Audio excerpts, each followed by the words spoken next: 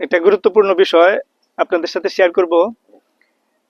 যারা গাড়ি ড্রাইভ করেন এরা অবশ্যই ড্রাইভিং লাইসেন্স সাথে রাখবেন। বেশ করে ড্রাইভিং লাইসেন্স, ট্যাক্স টোকেন এবং গাড়ির রেজিস্ট্রেশন অবশ্যই সাথে রাখবেন। এখন তো সামনে ঈদ, আর ঈদ আসলে তো জানেনই বাংলাদেশের পুলিশ সার্জন এরা একটু দায়িত্বশীল হয়ে পড়ে, বেশি বেশি বেশি গাড়ি নাম্বার প্লেট চেক করে, কাগজপত্র চেক করে। আর আরেকটা বিষয় হলো গাড়ি ড্রাইভ করার সময় অবশ্যই মাথায় রাখবেন, অবশ্যই হেলমেট পরবেন। কারণ হেলমেট পরবেন ওই পুলিশের ভয়ে না, নিজের নিরাপত্তার কথা ভেবে। আর বিশেষ করে যদি পিছনে পিলিয়ন থাকে তো পিলিয়নকে অবশ্যই হেলমেট দিবেন, কারণ হেলমেট নিজের নিরাপত্তার জন্য, সেফটির জন্য খুবই গুরুত্বপূর্ণ।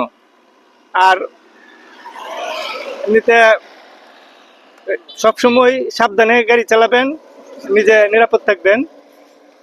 ধন্যবাদ, সবাই ভালো থাকবেন। খুদা হাফেজ।